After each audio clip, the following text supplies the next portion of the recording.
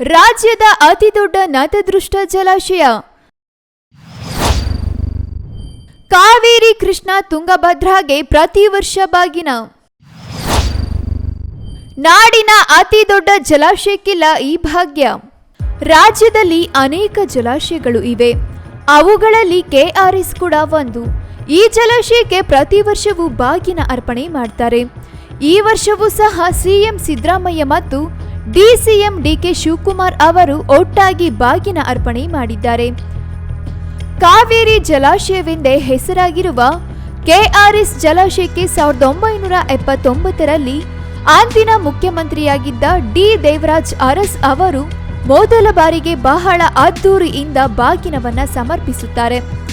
ಇನ್ನು ನಾಡಿನ ಜಲಾಶಯಗಳಾದ ಕಬಿನಿ, ತುಂಗಭದ್ರಾ, ಆಲಮಟ್ಟಿ ಜಲಾಶಯಕ್ಕೂ ತೆರಳಿ ಸಿಎಂ ಸಿದ್ದರಾಮಯ್ಯ ಅವರು ಬಾಗಿನ ಅರ್ಪಣೆ ಮಾಡಿದ್ದಾರೆ.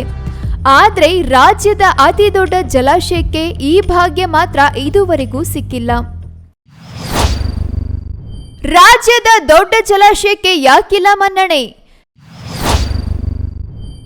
ನಾಡಿಗೆ ಬೆಳಕು ನೀಡುವ ಜಲಾಶಯದ ಹಣೆಬರಹ. ರಾಜ್ಯದ ಅತಿ ದೊಡ್ಡ ಜಲಾಶಯಗಳಲ್ಲಿ ಒಂದಾಗಿರುವ ಹಾಗೂ 1960ರಲ್ಲಿ ನಿರ್ಮಾಣವಾಗಿರುವ ಲಿಂಗನಮಕ್ಕಿ ಜಲಾಶಯ ರಾಜ್ಯಕ್ಕೆ ಬೆಳಕು ನೀಡುವ ಜಲಾಶಯ ಅಂತಲೇ ಹೆಸರುವಾಸಿಯಾಗಿದೆ. 1819 ಅಡಿ ಗರಿಷ್ಠ ಮಟ್ಟದ ಜಲಾಶಯದಲ್ಲಿ 151 ಟಿಎಂಸಿ ನೀರು ಸಂಗ್ರಹ ಮಾಡುವ ಮೂಲಕ ರಾಜ್ಯದಲ್ಲಿ ಅತಿ ದೊಡ್ಡ ಜಲಾಶಯ ಎಂಬ ಹೆಗ್ಗಳಿಕೆಗೆ ಪಾತ್ರವಾಗಿದೆ. ಅಷ್ಟೇ ಅಲ್ಲ, ಕಡಿಮೆ ವೆಚ್ಚದಲ್ಲಿ ವಿದ್ಯುತ್ ಉತ್ಪಾದನೆ ಮಾಡಿ ಇಡೀ ರಾಜ್ಯಕ್ಕೆ ಸರಬರಾಜು ಮಾಡಲಾಗುತ್ತೆ. ರಾಜ್ಯದ ಮುಖ್ಯಮಂತ್ರಿಗಳು ಪ್ರತಿ ಬಾರಿಯೂ ರಾಜ್ಯದ ಹಲವು ಭಾಗಗಳಲ್ಲಿ ಜಲಾಶಯಗಳು ಭರ್ತಿಯಾದಾಗ, ನದಿಗಳು ತುಂಬಿ ಹರಿದಾಗ ಅವುಗಳಿಗೆ ಬಾಗಿನ ಅರ್ಪಿಸುವ ಮೂಲಕ ಗೌರವ ಸಲ್ಲಿಸಿರುವ ಉದಾಹರಣೆಗಳಿವೆ. ಆದರೆ ಮಲೆನಾಡು ಭಾಗದ ರಾಜ್ಯದ ಅತಿ ದೊಡ್ಡ ಜಲಾಶಯವಾದ ಲಿಂಗನಮಕ್ಕಿ ಜಲಾಶಯಕ್ಕೆ ಮಾತ್ರ ಜಲಾಶಯ ನಿರ್ಮಾಣವಾಗಿ 65 ವರ್ಷ ಆಗ್ತಾ ಬಂದ್ರೂ ಕೇವಲ ಒಂದು ಬಾರಿ ಮಾತ್ರ ಸಿಎಂ ಬಂದು ಬಾಗಿನ ಅರ್ಪಣೆ ಮಾಡಿ ಹೋಗಿದ್ದಾರೆ. 2005ರಲ್ಲಿ ಸಿಎಂ ಧರ್ಮಸಿಂಗ್ ಬಾಗಿನ ಅರ್ಪಣೆ. 2006ರ ಜನವರಿಯಲ್ಲಿ ಸಿಎಂ ಸ್ಥಾನಕ್ಕೆ ಕುತ್ತು. ಇಲ್ಲಿ ಬಾಗಿನ ಅರ್ಪಣೆ ಮಾಡಿದ್ರೆ ಕುರ್ಚಿ ಕಳೆದುಕೊಳ್ತಾರ?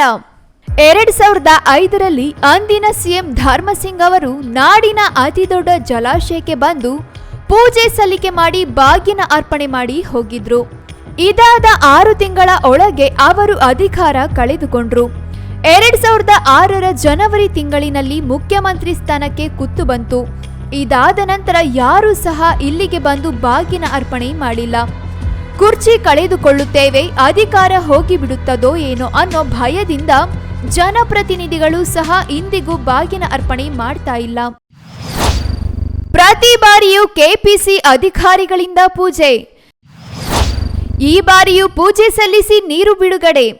ಈ ಬಾರಿಯೂ ಜಲಾಶಯ ಗರಿಷ್ಠ ಮಟ್ಟ ತಲುಪಿದೆ. ಜಲಾಶಯದಿಂದ ಶರಾವತಿಗೆ ನೀರು ಹರಿಸಲಾಗಿದೆ. ಪ್ರತಿ ಬಾರಿಯಂತೆ ಕೆಪಿಸಿ ಅಧಿಕಾರಿಗಳೇ ಪೂಜೆ ಸಲ್ಲಿಸಿ ಕ್ರಸ್ಟ್ ಗೇಟ್ ಓಪನ್ ಮಾಡಿದ್ದಾರೆ. ಆದರೆ ರಾಜ್ಯದ ಮುಖ್ಯಮಂತ್ರಿಗಳು, ಉಪಮುಖ್ಯಮಂತ್ರಿಗಳು ಯಾಕೆ ಇಲ್ಲಿಗೆ ಆಗಮಿಸಿ ಬಾಗಿನ ಅರ್ಪಣೆ ಮಾಡೋದಿಲ್ಲ ಅನ್ನೋ ಪ್ರಶ್ನೆ ಮಲೆನಾಡಿನ ಭಾಗದ ಜನರನ್ನ ಕಾಡ್ತಾ ಇದೆ. News room Kannada medium 24x7.